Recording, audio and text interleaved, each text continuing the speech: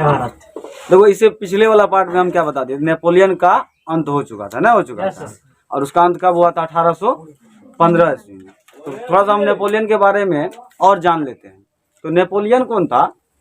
Napoleon जो था ना, वो बहुत अच्छे शासक थे। नेपोलियन क्या थे? बहुत अच्छे शासक थे। लेकिन वो क्या हो गया, धीरे धीरे वो इतना फेमस हो गया जिसके कारण उसके आसपास के जो देश थे, उसके आसपास क्या थे? इटली थे, जर्मनी थे, और इसके बगल में वर्षा थे, ऑस्ट्रिया थे, रूस थे। उस सब का जो शासक था उस सब देश का, वो सोचने लगा नेपोलियन से इतना खुश होने लगा है, ना होने लगा जनता, तो ऐसा ना हो जाए कि नेपोलियन हमारे देश में आकर के क्या कर दे वो, कि फिर जनता को भड़का दे और हमारे खिलाफ, हम तो राजा है और हमारे खिलाफ भी वही कारण जो फ्रांस में हो गया वही हमारे साथ भी हो जाएगा। इसलिए वहाँ वो 4 देश, पर्सा, ऑस्ट्रिया, ब्रिटेन और रूस, चारों देश मिल करके नेपोलियन से क्या टक्कर लेने के लिए स्टार्ट कर दिया। मतलब लड़ाई करने के लिए सोचने लगा इसको किसी तरह क्या कर दे, समाप्त कर दे। समाप्त कर दे फिर हम लोग को टेंशन क्या हो जाएगा, खत्म हो जाएगा। जिसके कारण कौन, वो चारों देश मिल करके आपस में एक गुट बना लिया। और नेपोलियन में तभी क्या हो गया था, ये तो बहुत मजबूत हो गया था, लेकिन उस टाइम पे जो अपने देश में शासन कर रहे थे, अपने देश का मतलब नेपोलियन का फ्रांस, शासन जो कर रहे थे, यहाँ पे थोड़ा सा उसका शासन में कमी आ गया था, कमजोर पड़ गया था। क्यों कमजोर पड़ गया था? ये कर क्या रहे थे, जैसे कि किसी को क्या करना है, सेना में भर्ती करवाना हो, या बहुत सारी चीजें ऐसे कर दिए थे जिससे जनता उससे क्या हो गए थे, उस टाइम पे थोड़ा सा नाराज चल रहे थे, जिसके कारण नेपोलियन क्या पड़ गए थे, कमजोर पड़ गए थे। और इधर से चारों देश क्या कर दिया, हमला कर दिया, जिसके कारण नेपोलियन का क्या हो गया, पराजय हो गया। और पराजय होने के बाद नेपोलियन का क्या हो गया, अंत हो गया।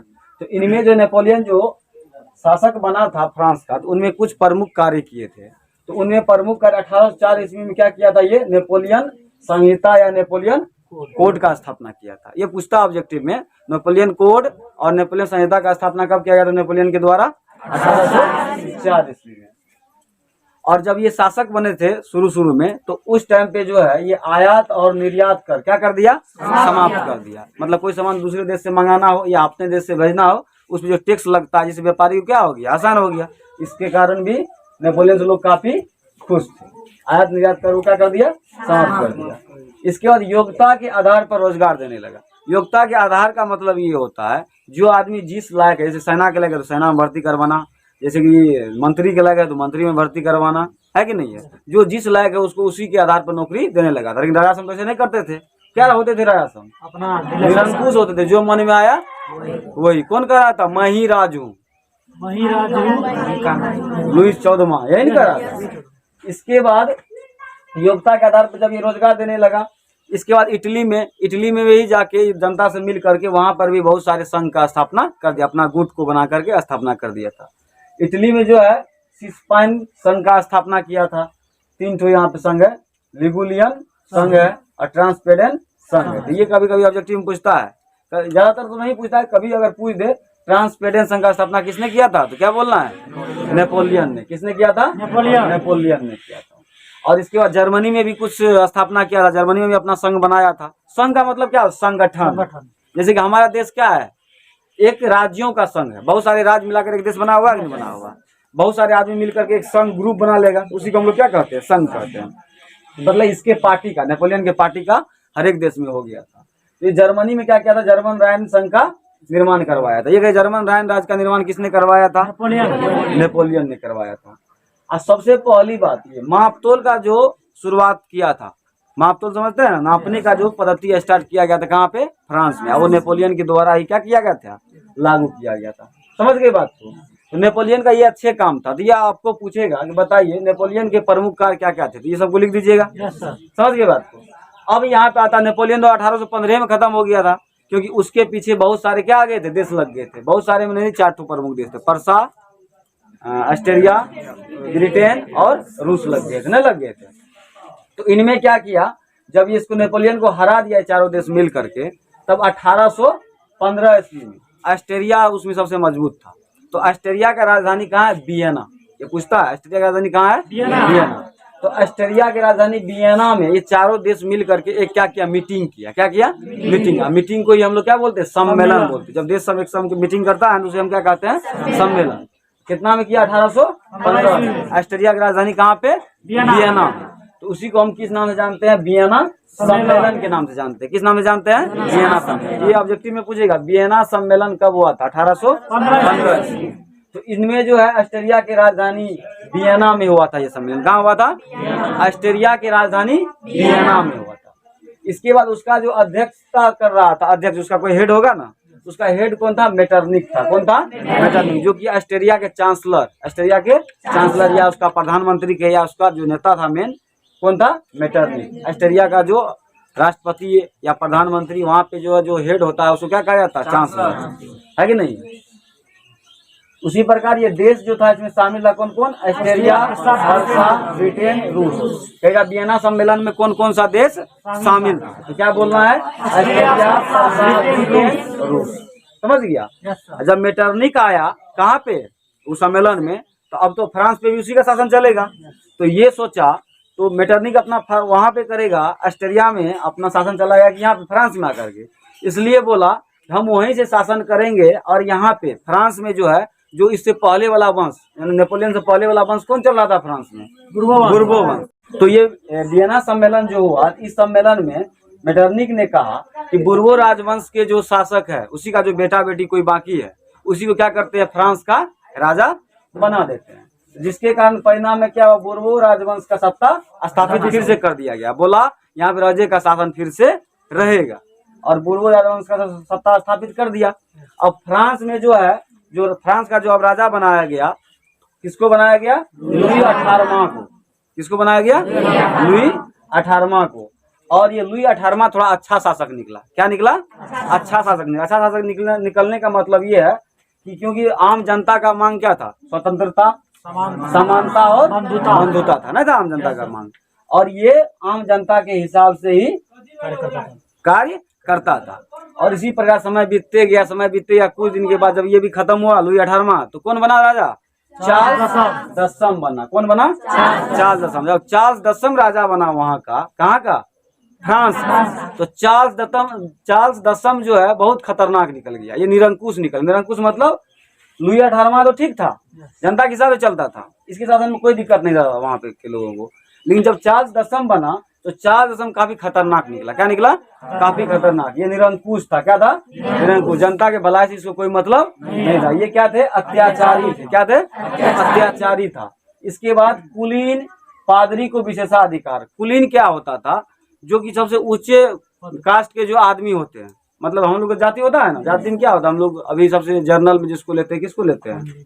सिंह को, झा को, राजपूत को जर्नल लेते हैं, नहीं लेते हैं। सेम उसी प्रकार से वहां पे जो फ्रांस में जो था, सबसे ऊंचे वर्ग के लोग, जो पैसा वाला लोग हुआ करते थे, उसको क्या कहा जाता था? कुलीन। क्या कहा जाता था? कुलीन वर्ग कहा जाता था। क्या कहा जाता था? कुलीन। और ये जब चार्ल्स दसम जब राजा बना, तो सब आम जनता या गरीब लोगों को नहीं देखा, समान अधिकार नहीं दिया। ये जो कुलीन वर्ग के लोग थे, जो ऊंचे पैसे वाला लोग थे, उसको क्या दिया? विशेष अधिकार दे दिया, पहले की तरह। इसके बाद चर्च को मान्यता दे दिया है, मतलब चर्च में सबको कहा पूजा करने के लिए, है कि नहीं है? क्योंकि कोई तो अलग अलग धर्म का है, तो सब धर्म का वैल्यू नहीं देगा। खाली कहेगा कि तुम जो है जैन धर्म, क्या कौन सा धर्म था ये? ईसाई धर्म को ही मानो। ईसाई धर्म वाला कहाँ में जाता है? चर्च में जाता है। तो आदमी क्या खुश रहेगा? उससे नहीं रहेगा। जिसके कारण जो है इससे जनता क्या हो गया? नाराज हो गया चार्ल्स दसम से, और जनता काफी दुखी हो गया था। किसके समय में? चार्ल्स दसम के समय में। और इसी का कारण, यही कारण है निरंकुश, चार्ल्स दसम के निरंकुश, अत्याचारी, पादरी, कुलीन वर्ग को विशेष अधिकार, चर्च को मान्यता मिलना, और इसका जनता का दुखी होना, इसी सब के कारण जो है जुलाई 1830 ईस्वी की क्रांति शुरू हो गई। क्रांति का मतलब फिर जनता सब उससे नाराज हो गए, और ये लोग क्या कर दिए? क्रांति करना स्टार्ट कर दिए। तो पहला क्रांति 1789 में हुआ था। पहला क्रांति क्या हुआ? 1789 में हुआ था। और दूसरा क्रांति कब हुआ? 1830 में। दूसरा क्रांति कब हुआ? 1830 ईस्वी में। दूसरा क्रांति कब हुआ? 1830 ईस्वी में। और कौन महीना में हुआ था? जुलाई के महीना में। और ये किस लिए किया था? क्योंकि चार्ल्स दसम जो है ये सारे निरंकुश थे, अत्याचारी थे, कुलीन पादरी का विशेष अधिकार दे दिया था, चर्च में जो है चर्च का मान्यता दे दिया था, जनता दुखी हो गया था, इसी कारण ने किया था। तो इसके बाद क्या हुआ? निरंकुश होने के कारण जुलाई 1830 में फिर जनता सब क्या कर दिया? आंदोलन स्टार्ट कर दिया। और इसका परिणाम क्या हुआ? जब क्रांति स्टार्ट किया तो उससे कोई न कोई परिणाम मिलेगा कि नहीं मिलेगा? रिजल्ट मिलेगा कि नहीं मिलेगा? तो जनता, वहाँ की जनता को बहुत सारे परिणाम मिले, उससे उसको क्या मिला, निरंकुश एवं अत्याचारी शासन का क्या हो गया, अंत हो गया। तो पूछेगा जुलाई 1830 की क्रांति किसके कारण हुआ था, चार्ल्स दशम के ये सब नतीजे के कारण हुआ था, है कि नहीं है। इसका परिणाम क्या मिला था, निरंकुश एवं अत्याचारी शासन का अंत। चार्ल्स दशम इंग्लैंड भाग गया, अब फिर जनता उसको पकड़ेगा। अगले वाला लुई 16वां तो क्या किया था, फांसी पे चढ़ा दिया था, लेकिन ये भी डर से क्या हो गया, भाग गया। तो जो भी देश के राजा भागते कहाँ भागते, इंग्लैंड सब राजा को क्या देते, शरण दे देते अपने पास। तो इंग्लैंड भाग गया, ये कौन भाग गया, चार्ल्स दशम। और फिर से फ्रांस में क्या हुआ, संवैधानिक राजतंत्र लागू हुआ, जनता के हिसाब से चलना स्टार्ट हुआ। तो उसी जनता के बीच में जो था एक नेता थे, बहुत फेमस थे, मतलब लोग उसको चाहते थे, वो कौन थे, लुई फिलिप को फिर से वहां का क्या बना दिया गया, राजा बना दिया गया, कहाँ का, फ्रांस का। जुलाई 1830 की क्रांति के बाद किसको बना दिया गया, लुई फिलिप को। और बुर्बो राजवंश की समाप्ति होगी, वहां से बुर्बो राजवंश फिर से क्या हो गया, समाप्त हो गया। जब ये समाप्त हो गया तो अब लुई फिलिप का शासन आया, किसका आया, लुई फिलिप का। लेकिन लुई फिलिप जब आया तो इसके समय में क्या हो गया, शासन इससे भी अच्छा से नहीं चल सका, क्योंकि इसके समय में बेरोजगारी बढ़ गया, जनता में भुखमरी बढ़ गया, गरीबी बढ़ गया।